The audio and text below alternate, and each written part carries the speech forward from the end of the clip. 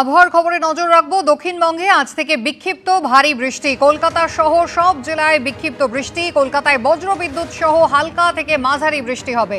দক্ষিণ চব্বিশ পরগনা, পশ্চিম মেদিনীপুর, দুই বর্ধমান, পুরুলিয়া, বাঁকুড়ায় অতি ভারী বৃষ্টির সতর্কতা।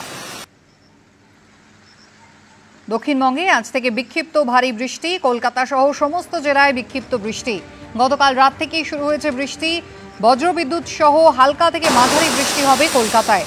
দক্ষিণ চব্বিশ পরগনা, পশ্চিম মেদিনীপুর, দুই বর্ধমান, পুরুলিয়া, বাঁকুড়ায় অতি ভারী বৃষ্টির সতর্কতা। অরিত্রিক ভট্টাচার্য রয়েছেন আমাদের সঙ্গে। অরিত্রিক, বর্ষা কি তাহলে এসে গেল? দেখো, বর্ষা এখনো খাতায় কলমে প্রবেশ করেছে এমনটা নয়। এই যে বৃষ্টি হচ্ছে সেটা বলা হচ্ছে যে একটা ঘূর্ণাবর্ত তৈরি হয়েছিল উত্তর পশ্চিম বঙ্গোপসাগরে, সেটা নিম্নচাপে পরিণত হয়েছে এবং তার যে অবস্থান তার জেরে সেটা আরো যেহেতু শক্তি বাড়াবে, আগামী দুদিন ভারী বৃষ্টিপাতের সম্ভাবনা রয়েছে দক্ষিণবঙ্গের প্রায় প্রত্যেকটি জেলাতে। তবে এটাও ঠিক যে বর্ষা দীর্ঘদিন আটকে থাকার পর এই মুহূর্তে যে পরিস্থিতি তৈরি হয়েছে তাতে কিন্তু বর্ষার আসার যে অনুকূল পরিবেশ সেটা সম্পূর্ণভাবে রয়েছে এবং আগামী দু একদিনের মধ্যে রাজ্যে বর্ষা প্রবেশ করে যাবে এরকমই একটা সম্ভাবনা রয়েছে।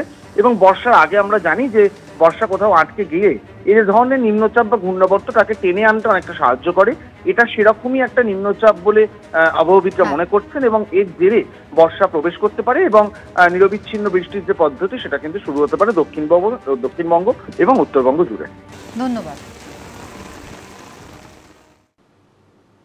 ফের মাঝ আকাশে এয়ার ইন্ডিয়ার বিমানে ধরা পড়ল যান্ত্রিক ত্রুটি। মাঝরাতে কলকাতায় অবতরণ করল বিমান।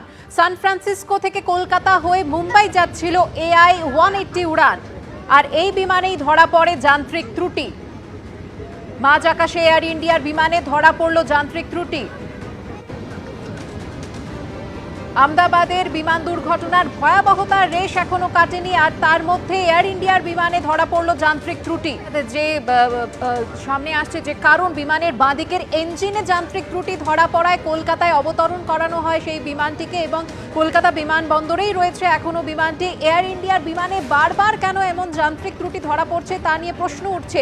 রক্ষণাবেক্ষণে কি কোনো গাফিলতি থেকে যাচ্ছে, নইলে বারবার এই ঘটনা ঘটবে কেন?